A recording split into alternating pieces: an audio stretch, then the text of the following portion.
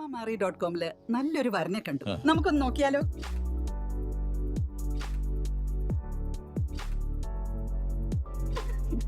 എന്തായാലും നമ്മൾ അറോമ മാറി തെരഞ്ഞെടുത്തത് ശരിയായ തീരുമാനമായിരുന്നു.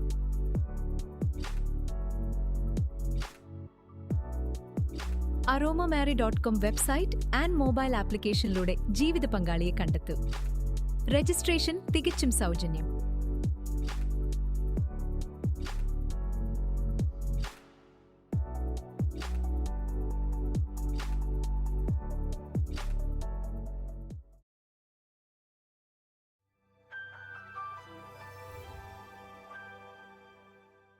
ആരാധനയിൽ അലസത കാണിച്ചാൽ അവിടെ സാത്താൻ കയറി വരും.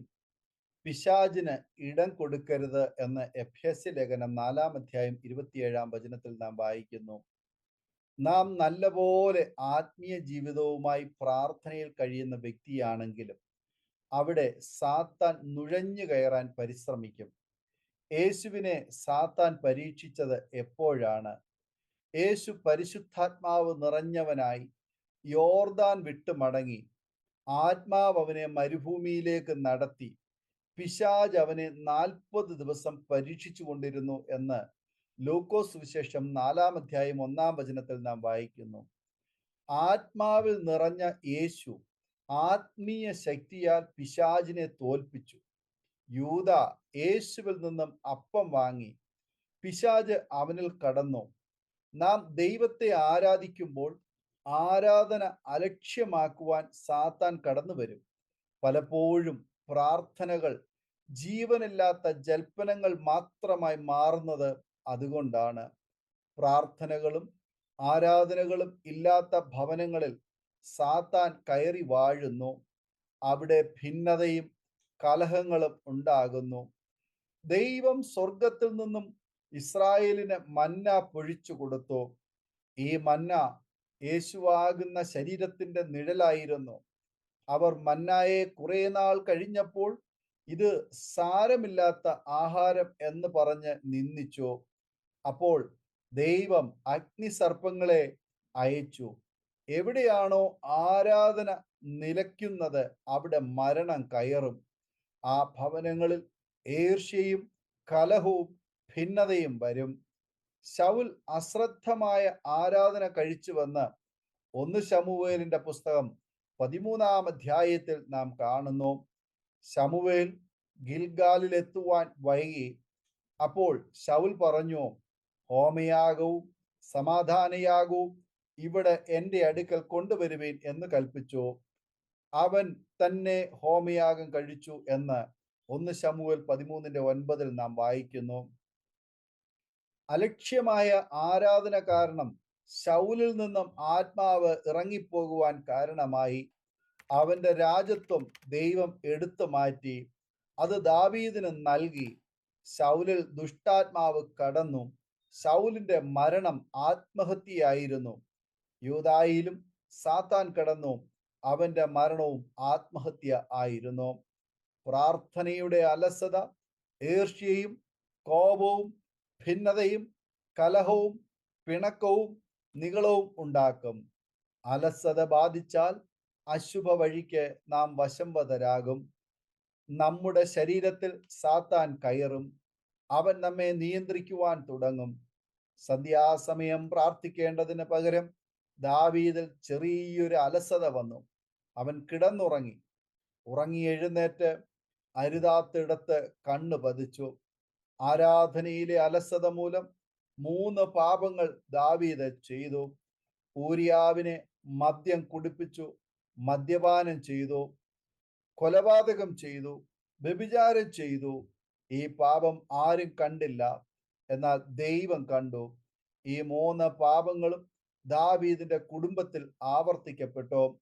ദാവീദിന്റെ മകനായ അമ്നോന് മകളായ താമാറിനോട് പ്രേമം, വ്യഭിചാരം തലമുറയിൽ കടന്നു വന്നു. അമ്നോൻ അബ്ലോനിന് മദ്യം കൊടുത്തു. ഊരിയാവിന്റെ പാളയത്തിൽ സംഭവിച്ചത് ഭവനത്തിൽ ആവർത്തിക്കപ്പെട്ടു. അവസാനം അബ്ശാലോം അമ്നോനെ കൊന്നു. നാം ദൈവത്തെ ആരാധിക്കേണ്ടതായ സന്ദർഭങ്ങളിൽ അലസത കടന്നു വരരുത്. പ്രാർത്ഥനകൾ യാന്ത്രികമായ ജൽപ്പനങ്ങൾ ആകരുത്. സാത്താന് ഇടം കൊടുക്കരുത്. അവൻ ഭവനങ്ങളിൽ കടന്നു വന്നാൽ 3 കാര്യങ്ങൾ സംഭവിക്കും. 1 മോഷ്ടിക്കും, 2 അറക്കും, 3 മുടിക്കും. മോഷ്ടിപ്പാനും അറപ്പാനും മുടിപ്പാനും അല്ലാതെ കള്ളൻ വരുന്നില്ല. അവർക്ക് ജീവനുണ്ടാകുവാനും സമൃദ്ധിയായിട്ട് ഉണ്ടാകുവാനും അത്രേ ഞാൻ വന്നിരിക്കുന്നു എന്ന് യോഹന്നാൻ 10:10 നാം വായിക്കുന്നു. ഭവനങ്ങളിൽ ജീവനുണ്ടാകുവാൻ യേശു കടന്നു വരണം. യേശു കടന്നു വരണമെങ്കിൽ ശരിയായ ആരാധന ഉണ്ടാകണം.